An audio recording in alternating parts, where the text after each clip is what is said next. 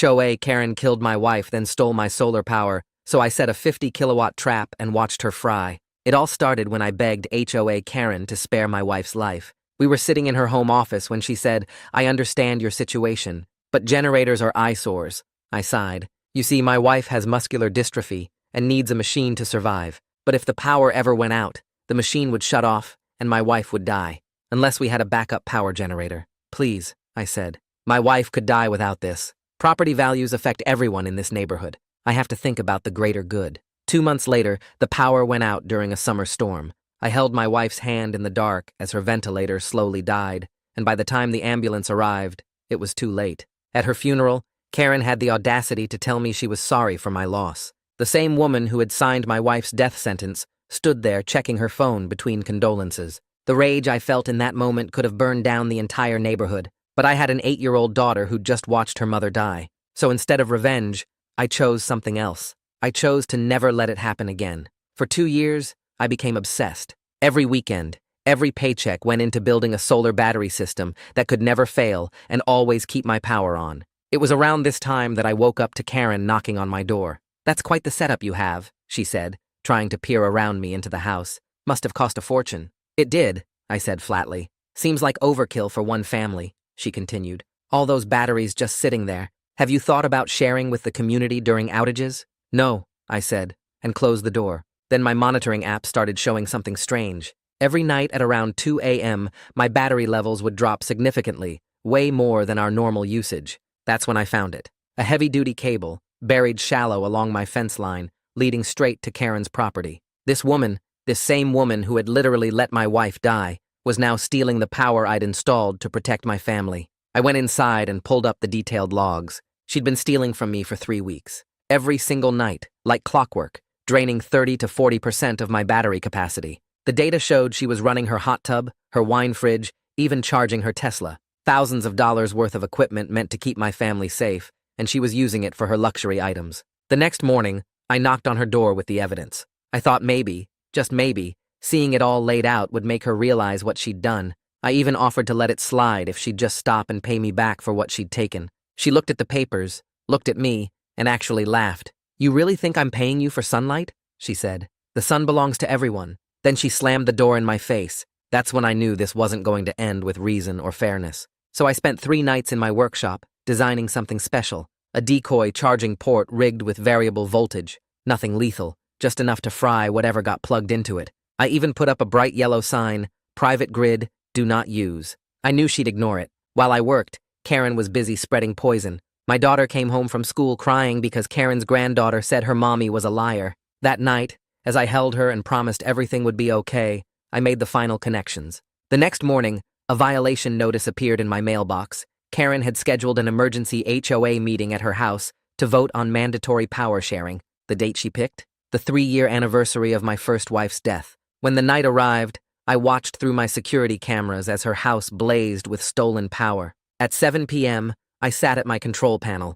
My finger hovered over the discharge regulator. I thought about forgetting it. Then I thought about my daughter asking if the bad lady would hurt her new mommy too. I pushed the button. 50 kilowatt hours of chaos flooded her jerry-rigged system. Her house lit up like lightning, then died. Every circuit fried in a cascade of failure. First came silence. I expected screams to follow, but they never did. I waited 10 minutes before walking over, and when I knocked on her door, I saw something I never expected. Turns out, I had gone too far. I stood on Catherine's porch with my heart pounding so hard I could feel it in my throat. The smell of burnt plastic and ozone hung in the air like a warning I should have listened to hours ago. Around me in the darkness, confused HOA meeting people were walking around with their phone flashlights, talking in low voices and pointing at Catherine's house. The silence I expected never came. Instead, there were voices asking what happened and someone coughing hard somewhere near the front door. I realized with a feeling like ice water in my stomach that I needed to see what my 50-kilowatt surge actually did to her house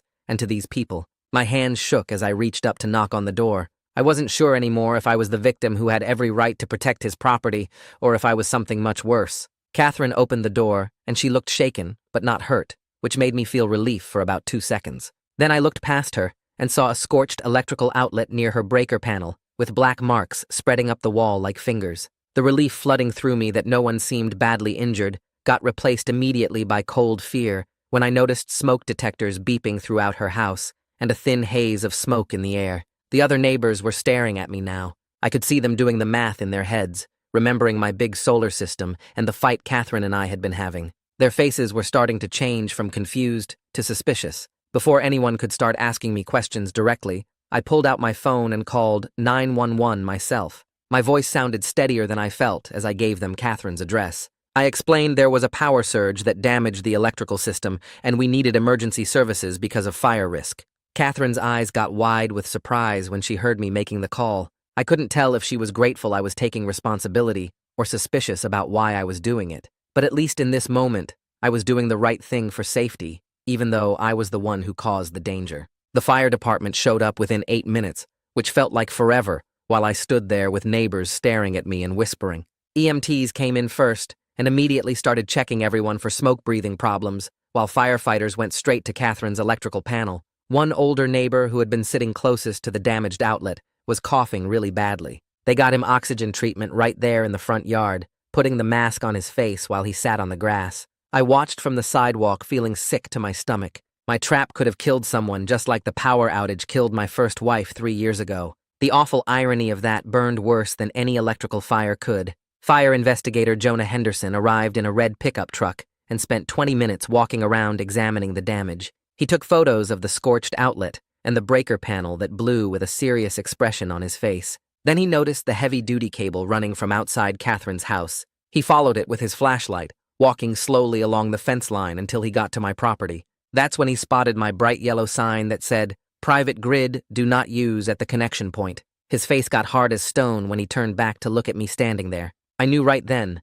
that my defensive trap had just become evidence of me deliberately hurting someone instead of just protecting my property. 2 police officers started taking statements from everyone who was there. I watched Catherine point at me while she talked really fast and moved her hands around. I was too far away to hear exactly what she was saying, but I could read her body language. She was talking about sabotage and attempted murder. My stomach dropped like I was falling. This wasn't going to be a simple property fight anymore. This could be criminal charges. When the officer walked over to me with his notebook out, I decided being honest was my only choice now. I admitted straight up that I installed a decoy charging port after Catherine stole power from my system for 3 weeks.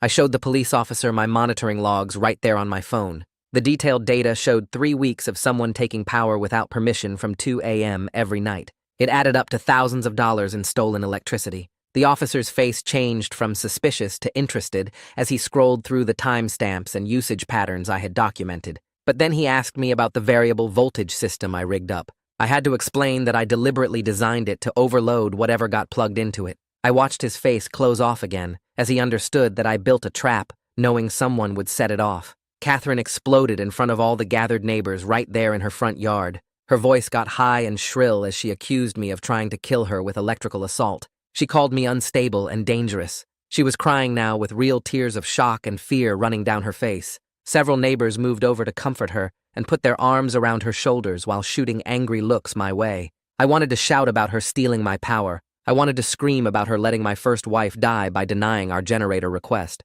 I wanted everyone to know she scheduled this meeting on the 3-year anniversary of my wife's death on purpose. But the words got stuck in my throat because I could see the smoke damage on her house and the elderly neighbor still on oxygen across the lawn, and I knew deep down that I had gone too far with my revenge. Movement at my own front door caught my eye. I turned and saw Hallie's scared face pressed against the living room window, with Kira holding her back from running outside to me. My 8-year-old daughter was crying and pointing at the police cars and fire trucks in the street. The sight of her fear cut through everything else like a knife going straight into my chest. Kira met my eyes with a look that was equal parts worry and disappointment. I realized right then that whatever happened with Catherine and the police, I had scared my own child again by choosing revenge over the family that was still alive and needed me. The utility company showed up in their white trucks and spent 30 minutes looking at both properties. They cut power to both Catherine's house and mine because of safety concerns about the connected systems and fire risk. Standing in my own dark house an hour later,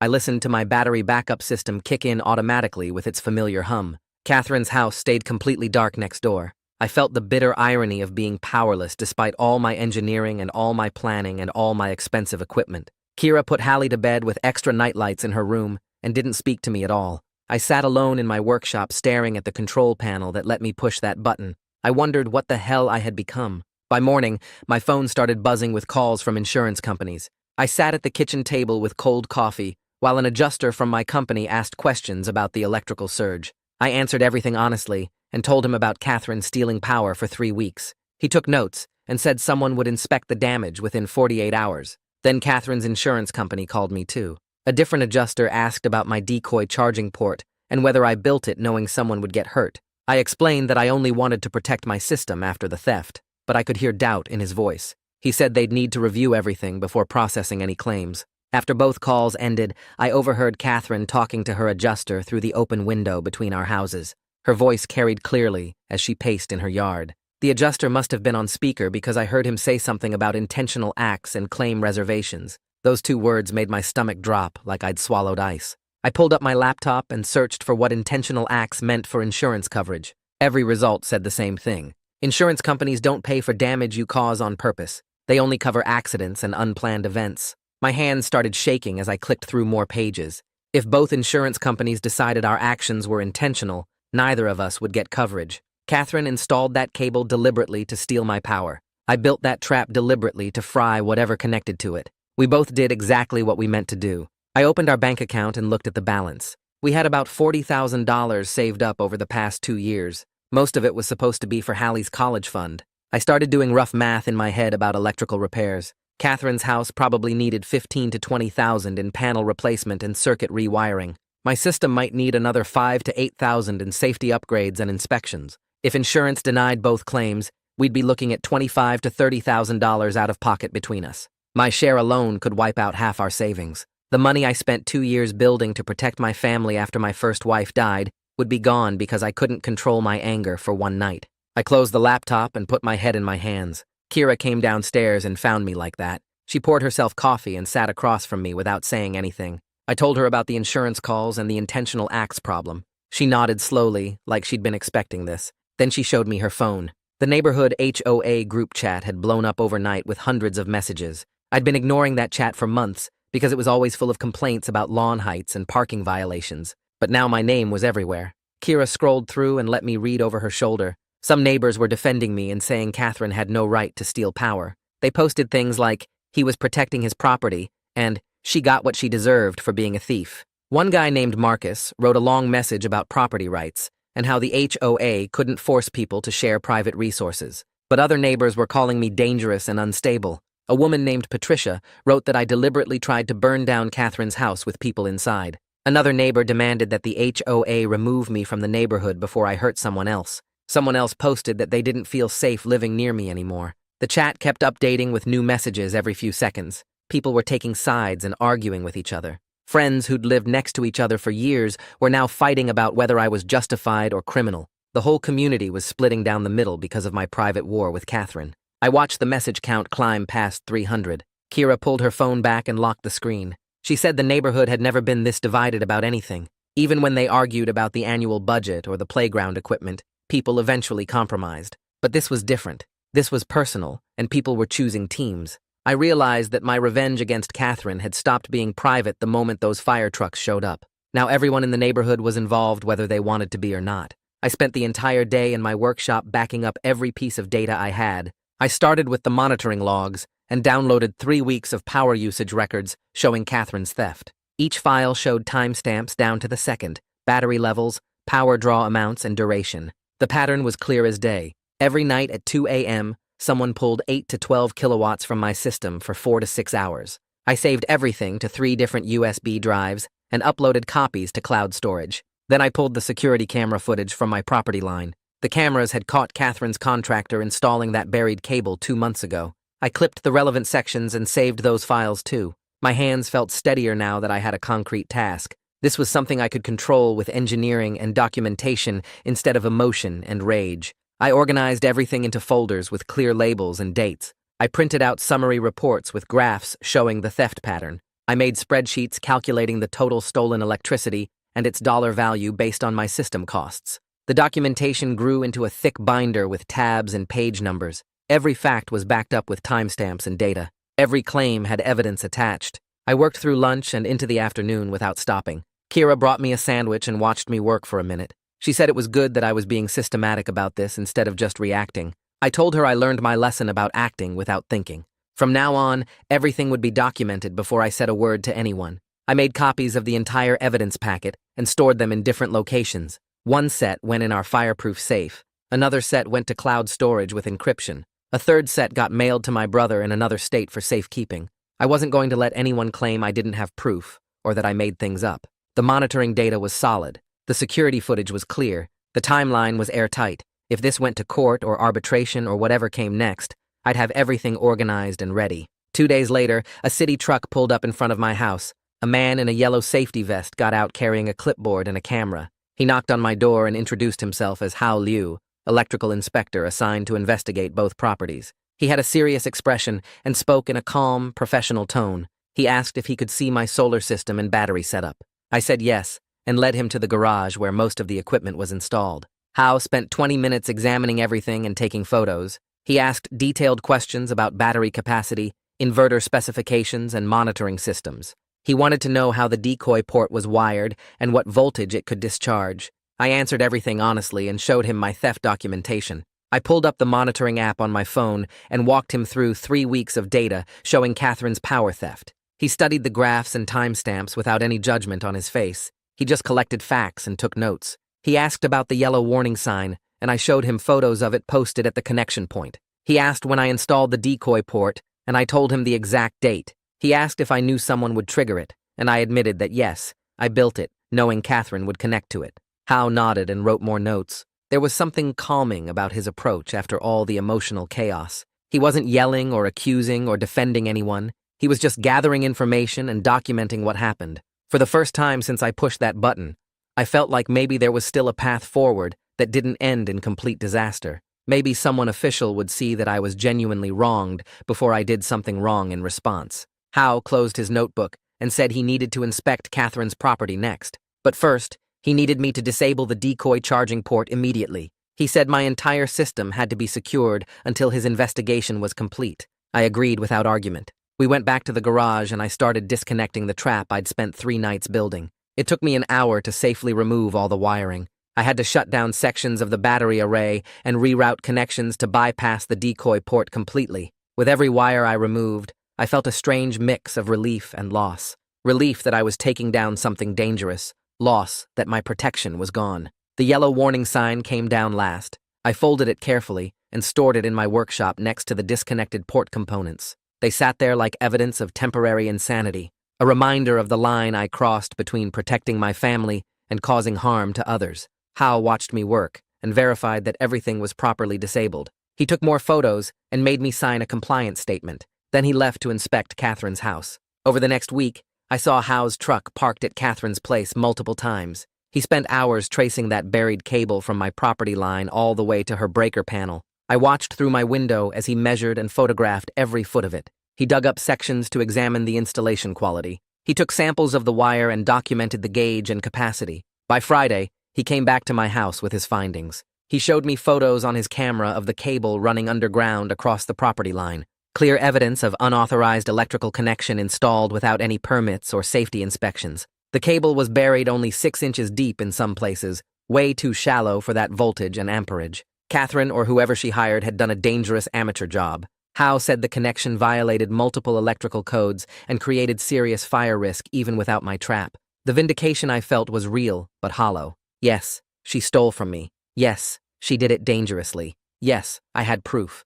But my response still put people in danger, and that truth wouldn't go away no matter how justified my anger was. Being right about her being wrong didn't make my trap any less reckless. Hao came back the next Monday and asked to see my monitoring logs again. This time, he brought his laptop and spent 2 hours analyzing the data. He pulled up my logs and cross-referenced them with the cable capacity he'd measured. He built calculations showing that Catherine was drawing 8 to 12 kilowatts every night for 3 weeks. He mapped out her usage patterns and compared them to typical household consumption. The numbers told a clear story. Someone was running major appliances and luxury items on my power: hot tub heaters, wine fridge compressors, vehicle charging, all the high-draw equipment that costs serious money to run.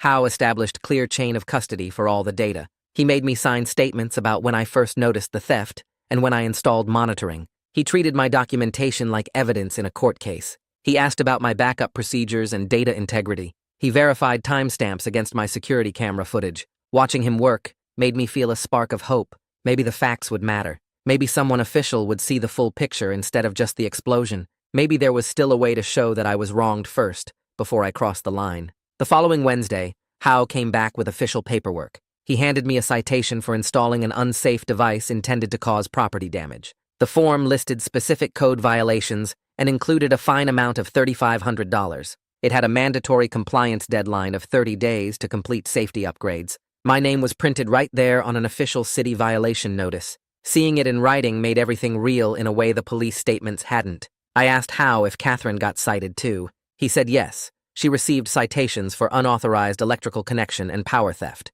Her fine was $5,000 with the same compliance deadline. We were both wrong. We both violated codes and safety standards. The system was holding us both accountable regardless of who started it. I signed the citation and Howe gave me a copy. He explained that these would go on record and that we'd both have to appear at a code enforcement hearing in 3 weeks. He said the hearing officer would review everything and determine final penalties. Criminal charges were still possible depending on the DA's decision.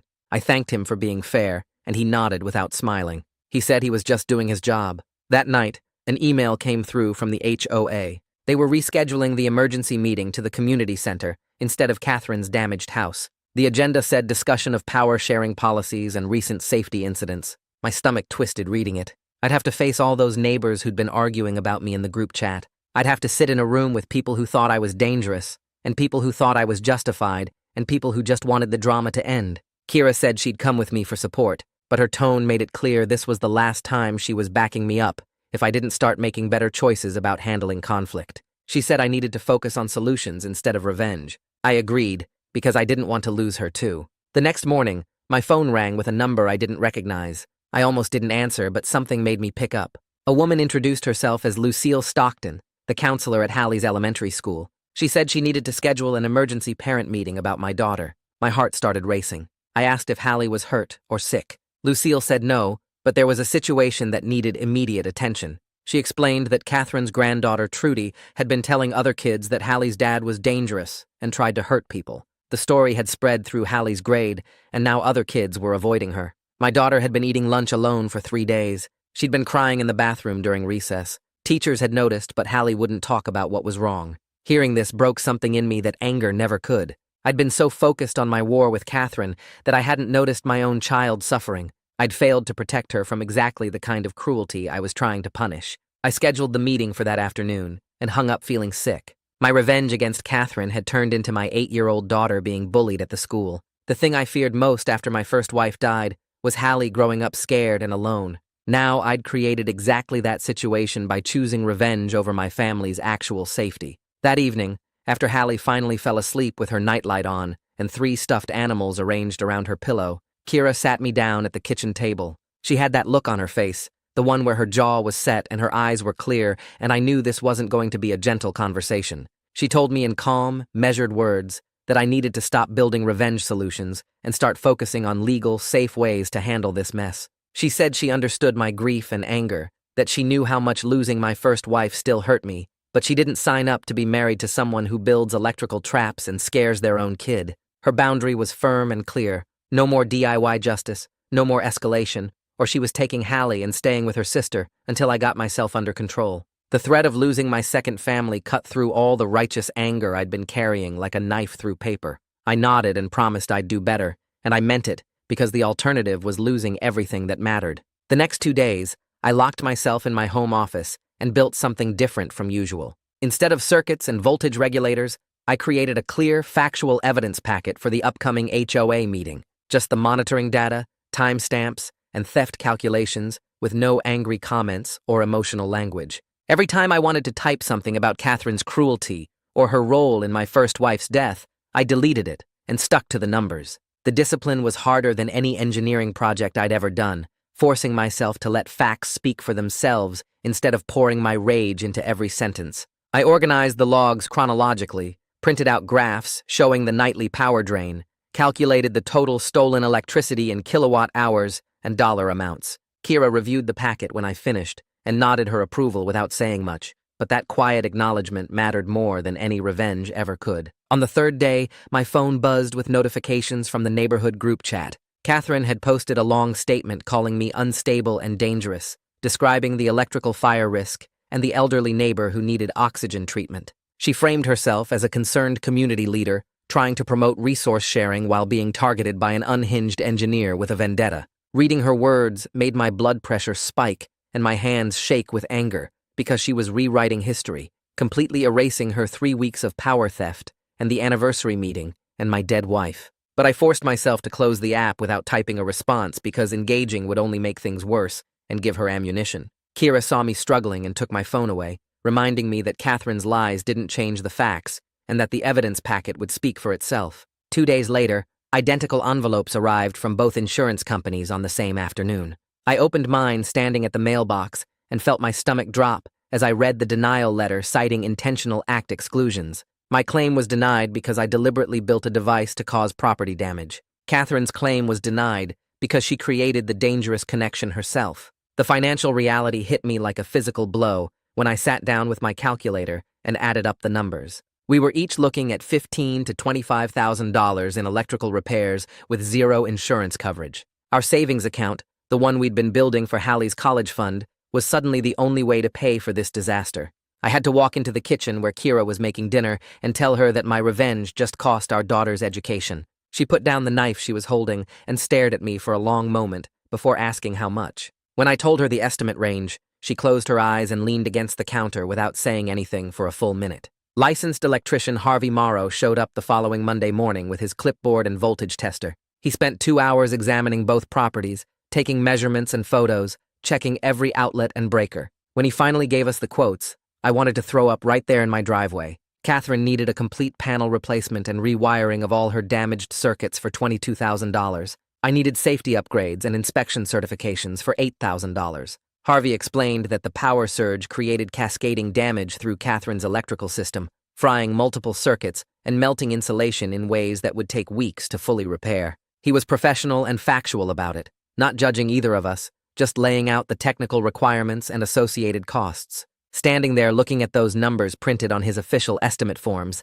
I finally understood that winning the moral argument didn't matter if you bankrupted yourself proving the point. Inspector Howe came back later that week for a follow-up inspection. While he was checking my system's isolation switches, he mentioned there was a municipal mediation program specifically designed for code enforcement cases where both parties shared blame. He explained that successful mediation could reduce our fines and create payment plans. Plus, it would look better than having this go to criminal court if the DA decided to press charges. The word criminal made my hands shake and my chest tighten because I hadn't really processed that possibility until he said it out loud. I told him I was interested in any option that didn't end with me having a record and losing my family. Howe said he'd make the referral and that the mediator, Minerva Haley, was fair, but didn't tolerate anyone who wasn't genuinely trying to resolve things. That night, Kira sat me down again at the same kitchen table. This time her boundary was even clearer and her tone was harder. No more DIY electrical projects without professional oversight and permits.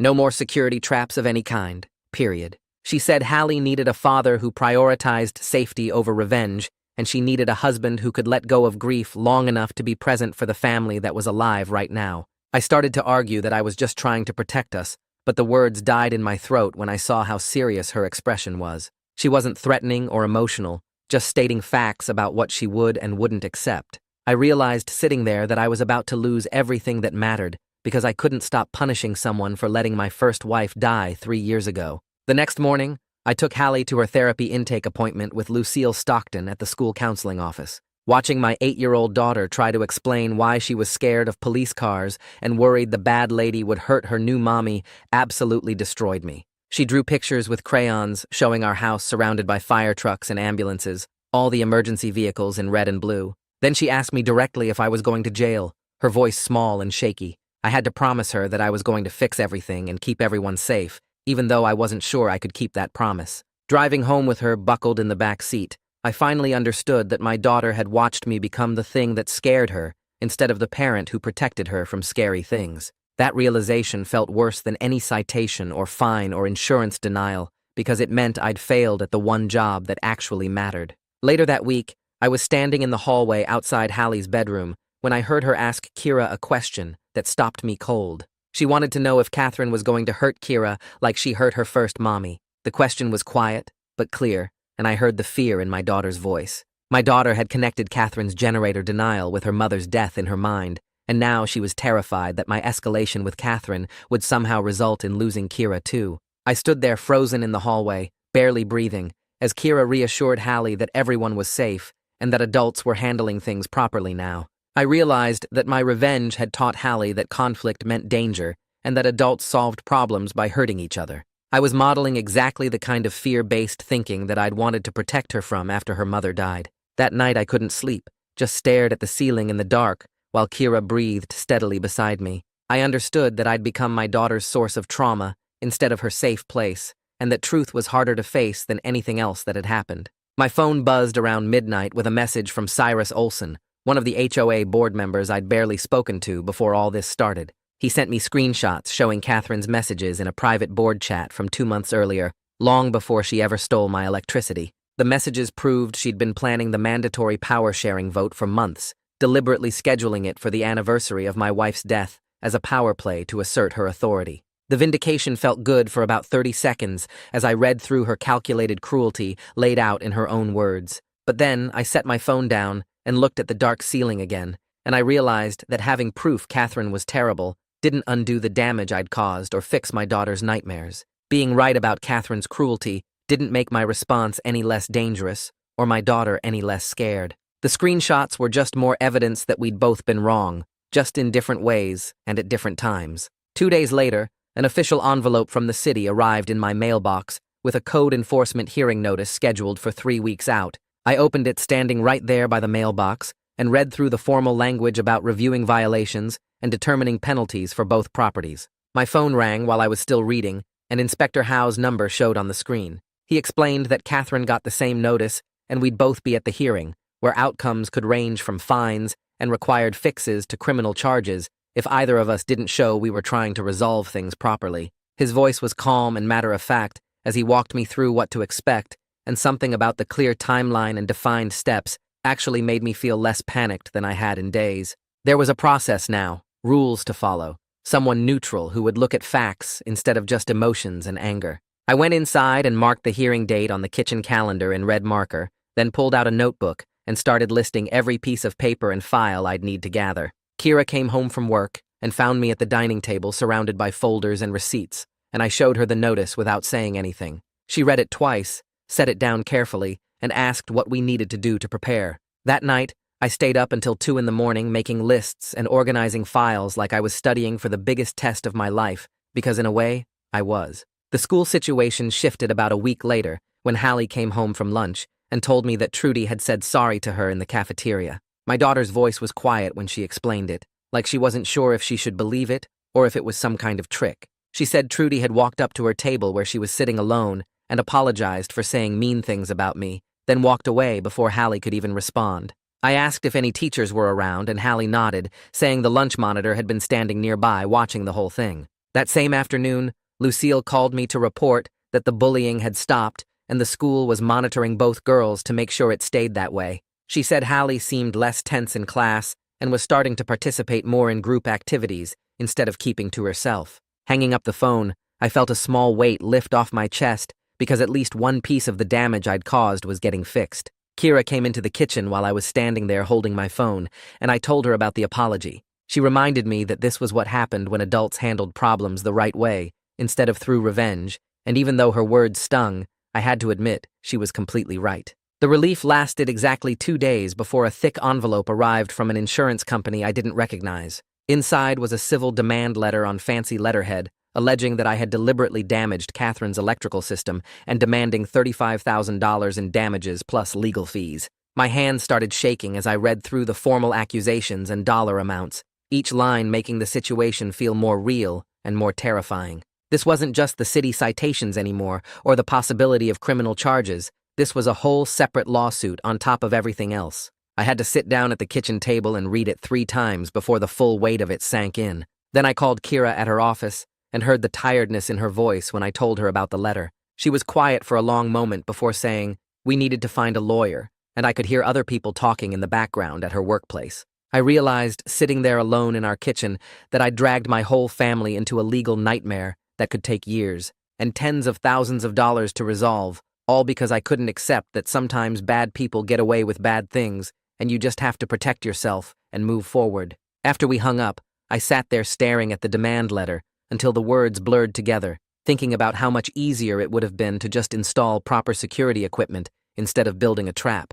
I spent the entire next week building a complete file of everything that had happened from start to finish. I pulled out the original HOA denial letter from 3 years ago where Catherine had rejected my generator request, and I made copies of my first wife's death certificate, even though looking at it made my chest tight. Every receipt for my solar system went into the folder, organized by date and amount, showing exactly how much money I'd invested in keeping my family safe. The monitoring logs showing 3 weeks of power theft got printed out with timestamps and usage calculations highlighted in yellow. I took photos of the warning sign I'd posted before removing the decoy port, making sure the bright yellow "Private Grid Do Not Use" text was clearly visible. Then I wrote out a timeline of every attempt I'd made to resolve the theft before installing the trap, from the first conversation where Catherine laughed at me to the mediator suggestion that she'd ignored. Organizing everything into clear order by date felt helpful in a strange way, like I was turning all the chaos and anger into something concrete and factual. I made 3 copies of the whole file, one for the code hearing, one for the mediator whenever that got scheduled, and one for whatever lawyer we ended up hiring. Each evening I practiced explaining the whole situation out loud to Kira, trying to keep my voice calm and stick to just the facts without sounding like someone obsessed with revenge. Inspector Howe came back for a follow-up inspection on a Thursday morning and spent 2 hours walking me through proper ways to protect my solar system. He showed me transfer switches that would prevent any backfeed into other properties, isolation meters that would track exactly what power went where, and lockable panels that would physically prevent anyone from connecting to my system. Each option he explained patiently, drawing diagrams in his notebook and pointing out which parts of my current setup were dangerous versus which were just inefficient. He showed me how to add tamper alarms that would alert me if anyone tried to access the system but wouldn't discharge dangerous voltage at them. Watching him work and listening to his explanations, I understood that this was what I should have done from the very beginning, instead of spending 3 nights building a trap in my workshop. The professional solutions he recommended cost more money and wouldn't give me the satisfaction of catching Catherine in the act, but they were legal and safe and wouldn't land me in court or destroy my marriage. I took detailed notes on everything he suggested and asked questions about installation requirements and permit processes. Before he left, he gave me a list of licensed contractors who could do the work properly, and he reminded me that having code-compliant security would look good at the hearing. I thanked him and meant it, because he was treating me like someone who'd made a mistake rather than like a criminal, and that small bit of respect made me want to actually do better. That evening, Kira surprised me by sitting down at the kitchen table with her laptop and a stack of printed articles about community power systems. She'd been researching while I was organizing my legal files, and she had an idea that made me stop and actually listen instead of just preparing my defense. She proposed that we pitch a community backup power program at the next HOA meeting, a voluntary system where neighbors could sign up to share emergency power during outages with proper safety equipment and training. She showed me technical requirements she'd found and liability protections that would keep everyone safe, presenting the whole thing as a way to turn the disaster into something that actually helped people.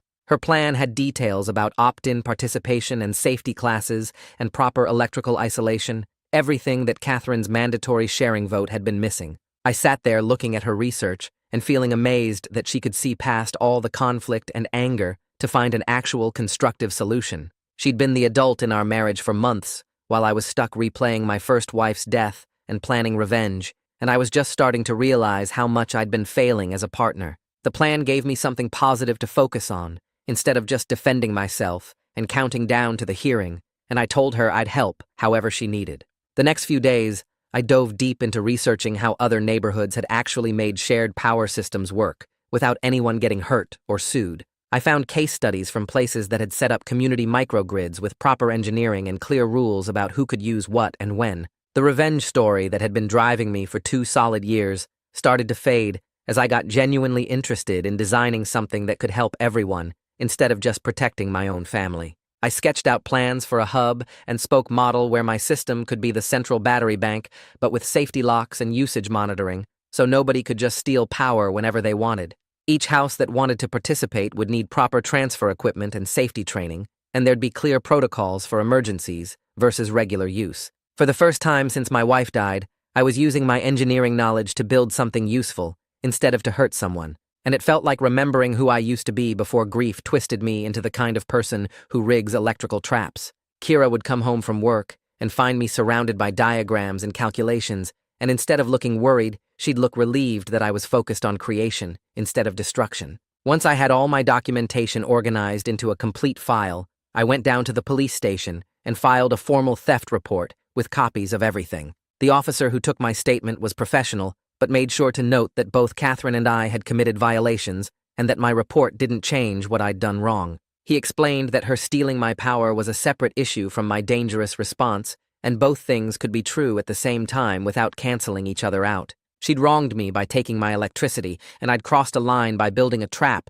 that could have seriously hurt someone. It was frustrating to hear, but also fair in a way I was starting to understand, that being a victim doesn't give you permission to become someone who causes harm. The report went into an official case file, and the officer said it would be considered along with everything else when they decided whether to charge either of us with crimes. Walking out of the station, I felt slightly better having the theft documented officially, but I also felt the weight of knowing that documentation worked both ways, and there was plenty of evidence of my own bad choices.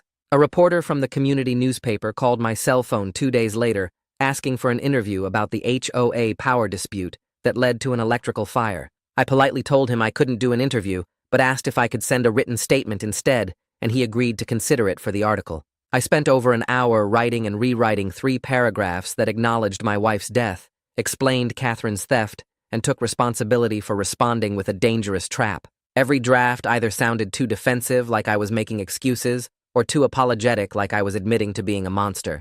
Finally, I settled on something simple and direct that explained the context without justifying what I'd done, finding a balance between being accountable and still advocating for myself. The hardest part was admitting fault publicly, while still making sure people understood I wasn't just some crazy person who attacked a neighbor for no reason. I sent the statement to the reporter and immediately forwarded it to Kira before I could second-guess myself. She read it during her lunch break and texted back that it made me sound like a real person who made a serious mistake rather than a villain or a victim, which was exactly what I'd been trying for. I posted a shorter version of the same statement to the neighborhood discussion forum that evening, carefully avoiding any language that blamed Catherine, while still laying out the basic facts of what had happened. I explained about my wife dying after the generator denial, about discovering the power theft, and about my poor judgment in building a trap instead of handling it through proper channels. I took full responsibility for creating a dangerous situation and said I was working with the city to make sure it never happened again. Then I closed my laptop and tried not to obsess over checking for responses. By the next morning, there were over 30 comments, and reading through them, I found a mix that surprised me. Some neighbors wrote that they understood the grief and anger even if they didn't think my method was right. Others stayed hostile and said I should be removed from the neighborhood for everyone's safety. But the overall tone had shifted slightly from pure anger and condemnation to something more complicated, with people actually discussing the situation instead of just attacking. It wasn't forgiveness, and I knew I didn't deserve that yet, but it was acknowledgement that the whole mess was more nuanced than just good guy versus bad guy. A few people even said they'd be interested in the community power program Kira had proposed, which gave me the first real hope that maybe something positive could come out of all this destruction. 3 days later, I got a text from Dinah Guerrero saying Catherine had gone to the emergency room that morning. My first reaction was a spike of worry that maybe the electrical surge had hurt her worse than anyone realized, but Dinah's follow-up message said it was stress-related high blood pressure and they'd already discharged her with medication. I stared at my phone, feeling this weird mix of concern and resentment churning in my stomach. Part of me genuinely didn't want Catherine to have serious health problems, but another part was annoyed that she was getting sympathy from neighbors while my daughter was still having nightmares and seeing a therapist twice a week because of Catherine's cruelty. I showed Kira the messages that evening while we were doing dishes, and she dried her hands and looked at me with that steady expression she gets when she's about to say something I need to hear, but won't like. She reminded me that Catherine being wrong about everything didn't require her to suffer medical problems, and that wishing harm on her just kept me stuck in the same angry cycle that had led me to build the trap in the first place. I wanted to argue, but I knew she was right, so I just nodded and focused on scrubbing a pan harder than necessary. Later that night, lying in bed, unable to sleep, I realized that letting go of the anger toward Catherine was somehow harder than any engineering problem I'd ever tried to solve. because engineering had clear solutions and correct answers, while forgiveness was just this messy, uncomfortable thing with no manual. The next morning, I sat down at my kitchen table with a blank piece of paper and tried to write Catherine an apology note. 2 hours later, I had a recycling bin full of crumpled drafts and still nothing I was willing to send. Every version either sounded too defensive, like I was making excuses for what I'd done, or too groveling, like I was pretending the power theft never happened. I finally settled on 3 sentences that were simple and direct, without being either of those things. I wrote that I was sorry for creating a dangerous situation regardless of the provocation, that I was taking steps to ensure it never happened again, and that I hoped she recovered quickly from her health scare. I showed it to Kira before I sealed the envelope, and she read it twice, and then said it was good, and that was enough validation for me right now.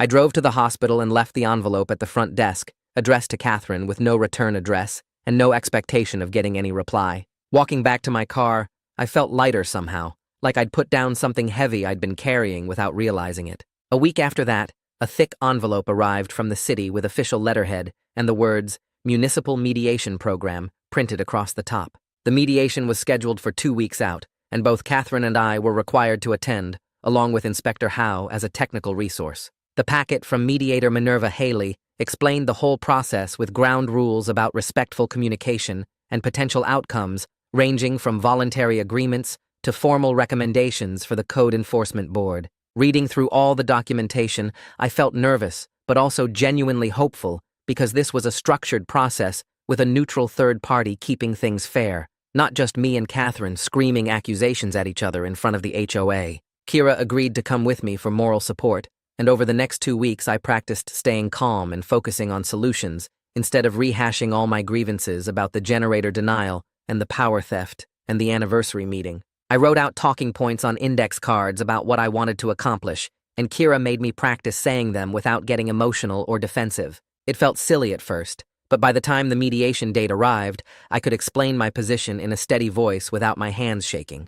The mediation session happened in a conference room at City Hall, and walking in, I saw Catherine already sitting on one side of the table, looking tired and older than I remembered. Minerva Haley was a woman in her 50s with gray hair and this calm, professional energy that immediately made the room feel less tense. Inspector Howe sat at the end of the table with his laptop and files, ready to provide technical context when needed. Minerva started by having us each explain our perspective without interruption, and I went first, because she said complainant usually does. I admitted that my trap was dangerous, and that I accepted full responsibility for the damage it caused, but I also laid out the 3 weeks of documented power theft, and my failed attempts to resolve it peacefully. When it was Catherine's turn, she admitted she'd installed the unauthorized connection and stolen power for 3 weeks, and her voice actually shook a little when she said it out loud in front of official witnesses. Minerva kept us focused on facts rather than emotions, redirecting us whenever we started sliding into blame or justification. Inspector Howe pulled up his investigation photos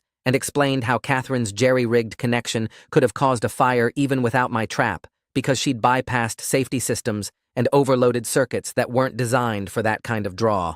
For the first time, Catherine seemed genuinely shaken by the realization that her setup was dangerous on its own, and I saw her not as this monster who'd killed my wife, but as a stressed woman who'd made terrible choices under pressure. It didn't excuse anything she'd done, but it made her human in a way I hadn't been able to see before. We spent the next 2 hours drafting an agreement with Minerva's guidance, and the terms were painful but fair. I would fund the repairs to Catherine's electrical panel, since my trap had caused the immediate damage, which came to about $18,000 with a payment plan option. Catherine would pay restitution for the 3 weeks of stolen power, plus the cost of proper isolation equipment for my system, which totaled around $12,000 with her own payment plan. Both of us agreed to complete electrical safety training certified by the city before we could restore power to our properties. The numbers made my stomach hurt, because that was most of our savings gone, but having clear terms that we'd both agreed to felt infinitely better than the uncertainty of potential criminal charges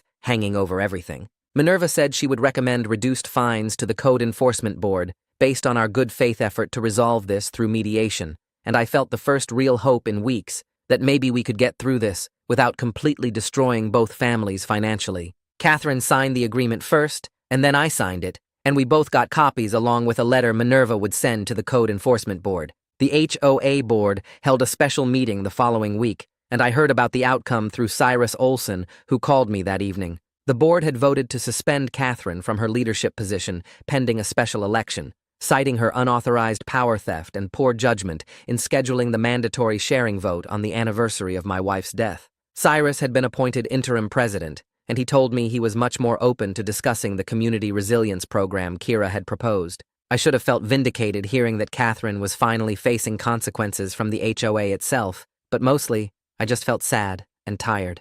Her downfall didn't bring back my first wife or undo the trauma Hallie had experienced, and I was learning that revenge was hollow even when someone else delivered it. What I really wanted was for my family to feel safe and for the neighborhood to have better systems, so this kind of conflict couldn't happen again, and Catherine losing her HOA position didn't accomplish either of those things. I thanked Cyrus for calling and asked him to send me the details about the resilience program discussion. Then I hung up and went to check on Hallie, who was doing homework at the kitchen table. The code enforcement hearing happened 3 weeks after the mediation, and walking into that hearing room, I felt my hands shaking, despite knowing we'd already worked out most of the details. The hearing officer reviewed Inspector Howe's findings and our mediation agreement, and then announced the fines. $3,500 for me, $5,000 for Catherine, both with payment plan options and compliance deadlines for completing all repairs and safety upgrades. Inspector Howe presented his investigation neutrally, just stating facts about code violations and safety hazards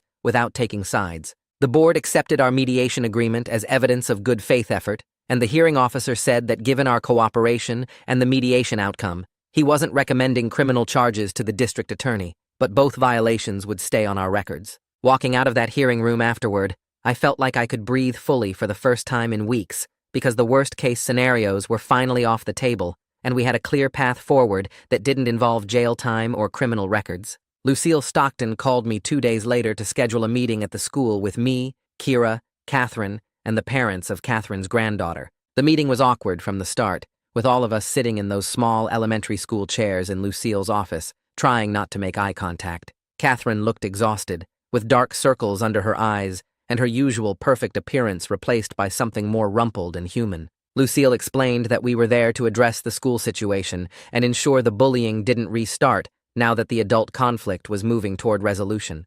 Catherine actually apologized to Hallie through me, saying she never meant for the adult problems to affect the kids, and that she was sorry Hallie had been hurt by any of this. Her granddaughter's parents looked embarrassed and promised to monitor the situation closely and make sure there were no more incidents. It was uncomfortable sitting there accepting an apology that felt 3 years too late, but it was also adults finally taking responsibility for protecting children from adult problems, which was what should have happened from the beginning. Lucille gave both families printed resources for helping kids process conflict and stress, and I left feeling like maybe we could prevent more damage, even if we couldn't undo what had already happened. The community forum on power resilience happened on a Thursday evening at the community center, and I walked in with Kira to find about 40 neighbors already seated in folding chairs. The room was tense with competing opinions and lingering hostility from everything that had happened over the past month.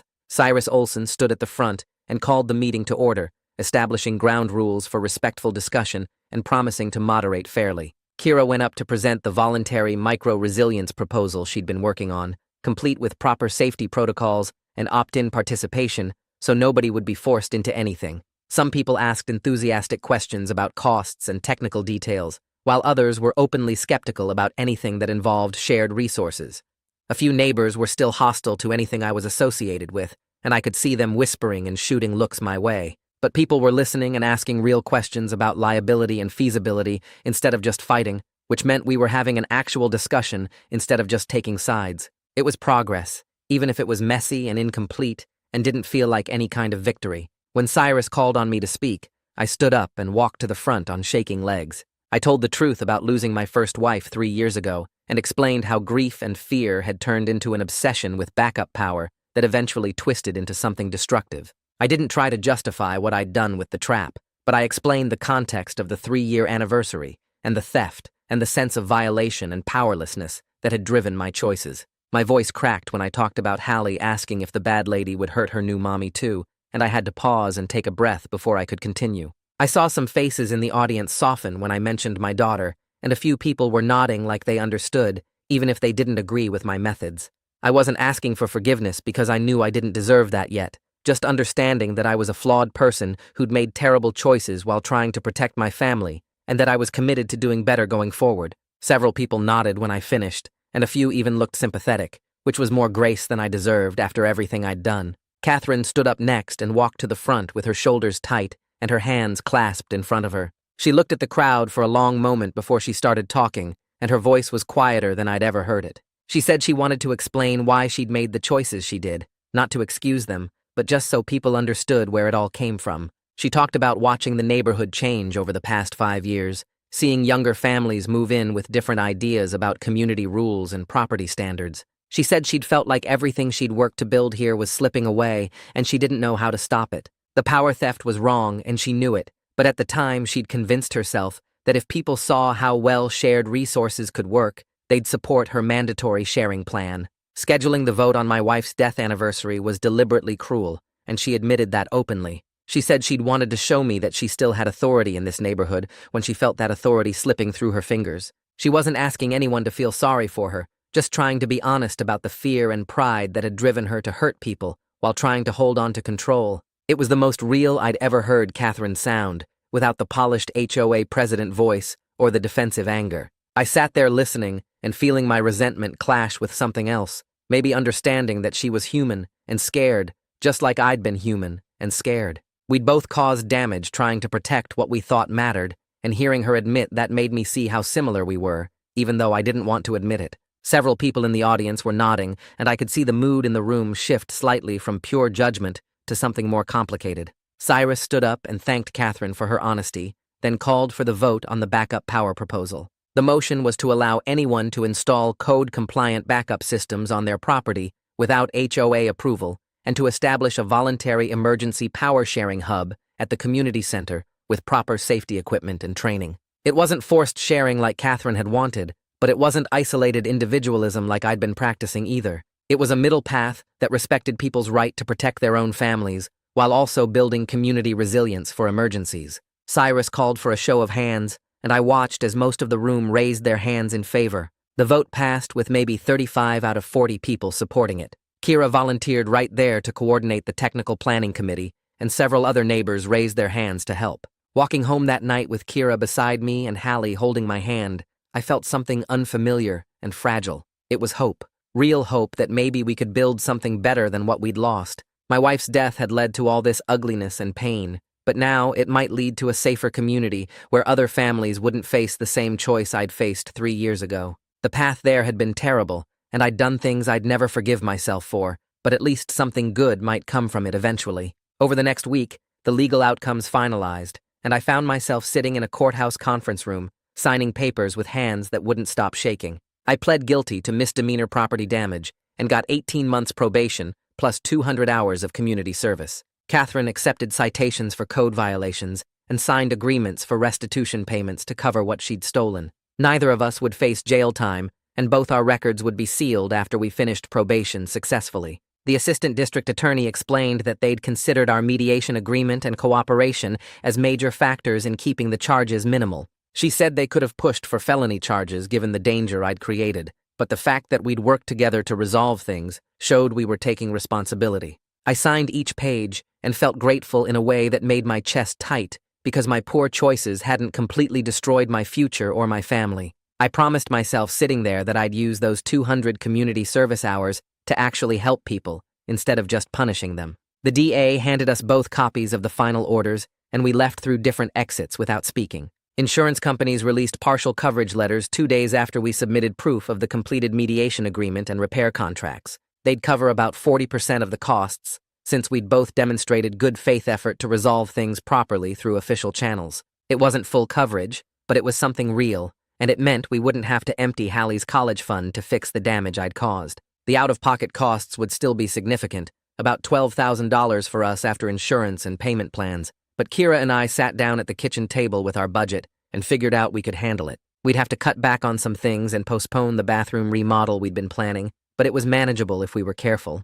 Having actual numbers instead of worst-case fears made the whole thing feel less like a disaster and more like a problem we could solve together. Kira squeezed my hand across the table and said we'd get through this, and I believed her. Harvey showed up on a Tuesday morning with his truck full of equipment to install a proper transfer switch and tamper alarm system on my solar setup. The work took 3 full days, and I watched him whenever I wasn't at work, learning how a licensed professional approached electrical safety. He replaced my dangerous decoy port with code-compliant security features that would protect my system without endangering anyone who tried to access it. The new system had alerts that would notify me if anyone tampered with the connections, but instead of discharging dangerous voltage, it would just disconnect and lock down. Harvey showed me the proper isolation equipment that prevented my backup power from accidentally feeding into the grid or neighboring properties. When he finished on Thursday afternoon, he walked me through the inspection certificate and explained each safety feature. Standing there looking at the professional installation, I felt like I was finally doing this the right way. I was protecting my family through proper engineering and code compliance instead of through revenge and traps. It cost more and was less satisfying than building something to hurt Catherine, but it was legal and safe and wouldn't get me arrested or divorced. That evening, Kira asked me to sit down at the kitchen table for a serious conversation about household rules and emergency protocols. She pulled out a notebook and said we needed to establish clear communication expectations about any future conflicts or safety concerns. She made me promise that if I ever felt that angry or scared again, I'd talk to her first before taking any action on my own. She said we needed to make decisions together as a team, not as individuals fighting separate battles.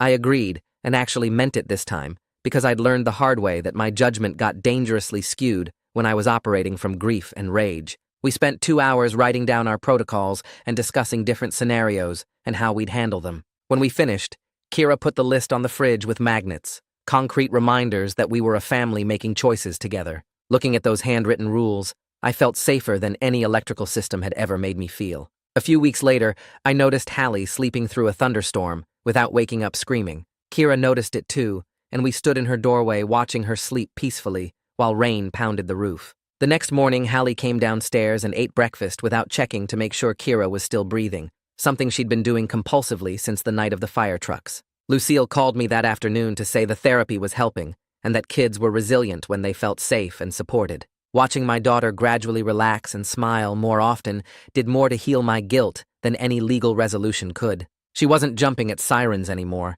and she'd stopped asking if bad things were going to happen to Kira. She drew pictures of our house with sunshine and flowers instead of fire trucks and emergency vehicles. I kept every single drawing and hung them on my workshop wall as reminders of what actually mattered in life. My community service assignment came through in early fall and turned out to be co-teaching backup power safety workshops with city staff at the community center. The irony wasn't lost on me, but it was actually perfect for what I needed to do. I spent Saturday mornings teaching neighbors about proper electrical safety, code compliance, and how to install backup systems without creating hazards. People asked good questions about battery capacity and solar panel efficiency and transfer switch installation. Some of them even thanked me afterward for sharing practical knowledge that would help them protect their own families.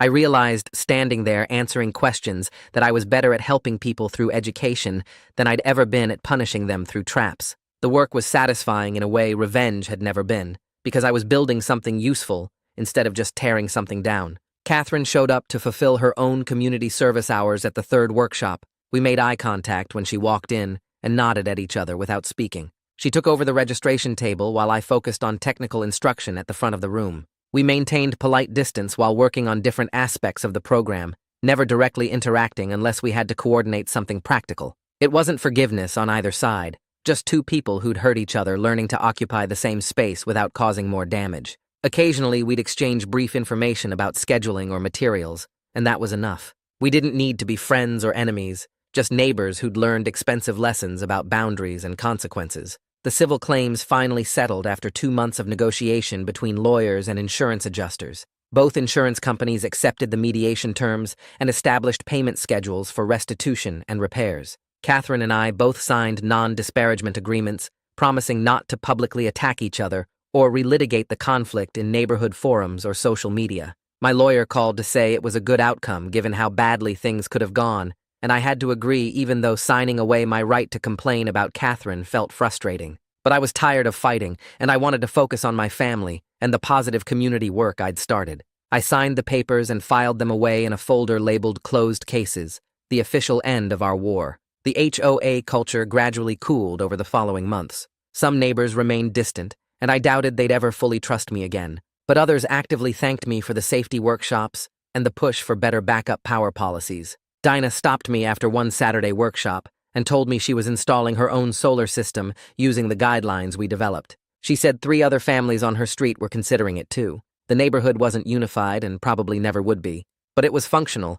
and people were talking about practical solutions instead of just taking sides. I'd accepted that I'd never be popular here, but I could be useful, and that was enough. On a quiet Sunday morning, I took Hallie and Kira to visit my first wife's grave for the first time since the incident. We drove in silence and parked near the headstone. I talked honestly about my guilt and anger and the mistakes I made trying to honor her memory. My voice cracked, but I kept going. Hallie put flowers on the headstone and said her first mommy would be proud that Daddy was being safer now. She said we were okay and that she loved her. Kira held my hand while I apologized out loud for letting grief turn me into someone who hurt people. I promised to do better at protecting our family through love and proper planning instead of through rage and revenge. Standing there between my past and my future, I finally felt like I could move forward without betraying either one. A brief power outage occurred during a summer storm 3 weeks later. My backup system kicked in smoothly while the rest of the neighborhood went dark. I texted Catherine the address of the new community power hub as a courtesy. She texted back a simple thank you without any other words. Several other neighbors stopped by the hub to charge phones and medical devices. The system worked exactly as designed. It safely provided emergency power through proper protocols. Watching it function correctly gave me more satisfaction than the revenge ever did because this actually helped people instead of just making me feel powerful. I gradually turned off the excessive security alerts and monitoring that I'd been obsessing over for 2 years. I trusted the proper safety systems instead of staying in constant watch mode. For the first time since my first wife died, I slept through the night without checking battery levels or reviewing security footage. Kira noticed the change and commented that I seemed calmer. She said I was more present with her and Hallie. She was right. I was finally letting go of the constant worry that kept me in fight mode for 3 years. The house felt safer, not because I had better defenses, but because I wasn't constantly preparing for war. 6 months after pushing that button, I sat in my workshop looking at the control panel that I'd reprogrammed for real safety functions instead of revenge. I understood now that I couldn't undo the harm I caused, but I could learn from it. My first wife died because of someone else's cruelty and bureaucratic indifference. That would always be true and always be unfair, but I almost became the person who causes someone else that same kind of preventable harm. Catching myself on that edge had pulled me back from becoming the villain in someone else's tragedy. Seeing the smoke and the scared neighbors and my daughter's tears had stopped me. The line between justice and revenge was clearer now. It was drawn in scorch marks and citation papers, and my daughter's slowly returning smile. I couldn't fix the past, but I could make sure our house was genuinely safe and our community was stronger. Maybe that was the only kind of resolution that actually mattered. Not perfect endings, but people learning to do better after they've done their worst.